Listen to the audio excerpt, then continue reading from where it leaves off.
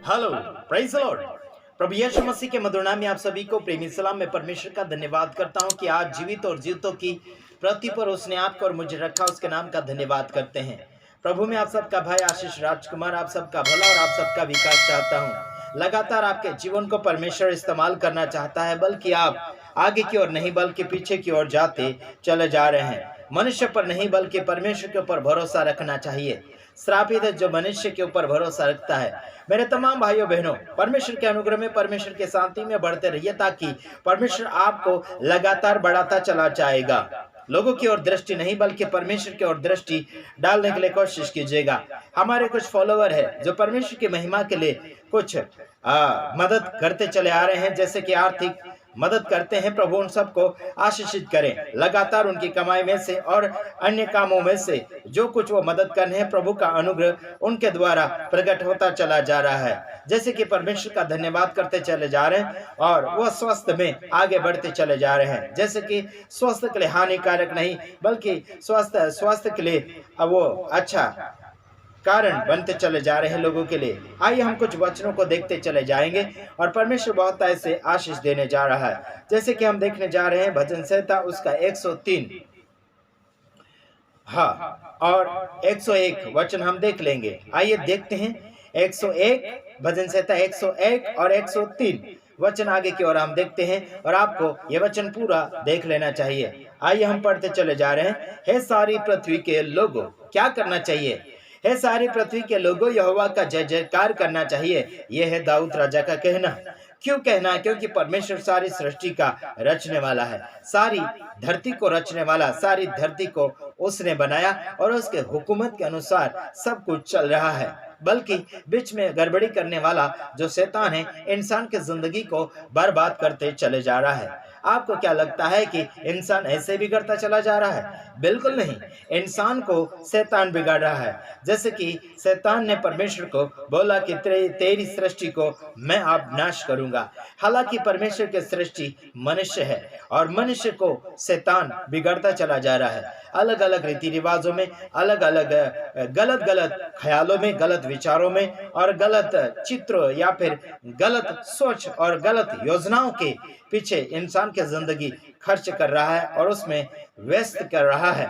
आज मोबाइल के द्वारा बहुत कुछ अलग अलग प्रकार के कारनामे शैतान प्रकट कर रहा है लोगों के जीवन में होकर। तो आपको क्या नजर आ रहा है? अलग अलग चित्र दिखाए जाते हैं, जैसे यूट्यूब के अंदर, फेसबुक के अंदर, और छोटे मोटे वीडियो बनते चले जा रहे हैं जो बहाने के साथ बनाए जाते हैं। आपको क्या लगता है, क्या यह सही है? बिल्कुल गलत है यारो।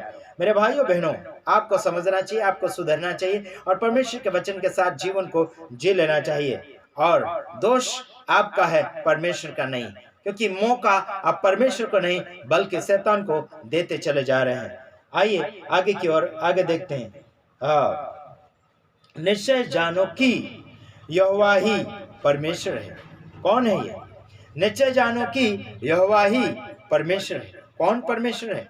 सच में जानो, सही जान लो, सही में परख लो, सही में उसे पहचान लो कि वो ही परमेश्वर है।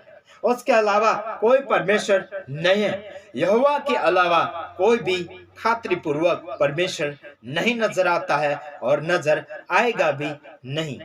और आगे की ओर आपको दिखाते चला जाता हूं। जितने हमको, यानी कि जिसने हमको बनाया और हम उसी के हैं, हम उसकी प्रजा और उसकी चराई की भेड़ें हैं। जिसने आपको और मुझे बनाया और उसी के हम हैं और उसकी प्रजा है और उसी के हम भेड़े भी हैं। भेड़े का मतलब है उसकी मानने वाले, उसके अधीन में रहने वाले, समझने वाले, समझदार। हालांकि युद्ध लड़ना नहीं है कहीं और फालतू की बातों में। आपको यह बताना चाहता हूं कि उसकी प्रजा है हम, उसकी सृष्टि है, उसकी रचना है, उसकी चराई के भेड़े हैं हम। उससे सीखते हैं, उससे खाते, उससे पीते हैं, उसके अगुवाई में चलते हैं, उसकी बातों को मानते हैं। हम उसके चराई के भेड़े हैं, उसमें रहने वाले, उसमें हिफाजत करने वाले, उसके अधीन रहने वाले, उसके हुक्म के अनुसार चलने वाले बेटे और बेटियां हैं। आपको क्या लगता है कि आप उसके नहीं हैं? परमेश्वर के बेटे बेटियां आप है और उसके हुकूमत के अनुसार चल लेना चाहिए। आज संसार में बहुत कुछ कारनामे के ऊपर कारनामे हो रहे हैं। ये कारण क्या है? मसीहत बराबर नहीं सिखाया जा रहा। विरोध जो कर रहे हैं अनजाने में कर रहे हैं। विरोध करने वालों को इतना मैं बता देना चाहता हूं, परमेश्वर है तो है, वो आएगा तो आएगा, वो मसीह है तो है। उसका कोई प्रकार का धर्म जाति पात को लेकर नहीं है। और हालांकि परमेश्वर ने कोई भी धर्म नहीं बनाया, बल्कि उसने आपको और मुझे जीना सिखाया, जीवन की शैली रैली बताई, एक एक अंक उसने बताना शुरू किया है, आपको जीने के लिए मौका प्रदान किया है। संसार भर में बहुत कुछ कारनामा बताएंगे, 666 के बारे में, है ना, पीला घोड़ा, लाल घोड़ा, काला घोड़ा, बहुत कुछ बताते चले जाएंगे प्रकाशित वाक्य से। लेकिन उससे पहले आपको तैयारी करनी होगी। इन घोड़ों के बारे में सीखने से पहले आपका कारनामा सुधार लेना चाहिए। 666 के विषय में बहुत कुछ अलग अलग फाकते चले जा रहे हैं, लेकिन क्या आप और मैं उस 666 आने से पहले क्या सुधारा कर रहे हैं, क्या नहीं कर रहे हैं? 666 किसका है और किसका नहीं है, उसे भी जान लेना चाहिए।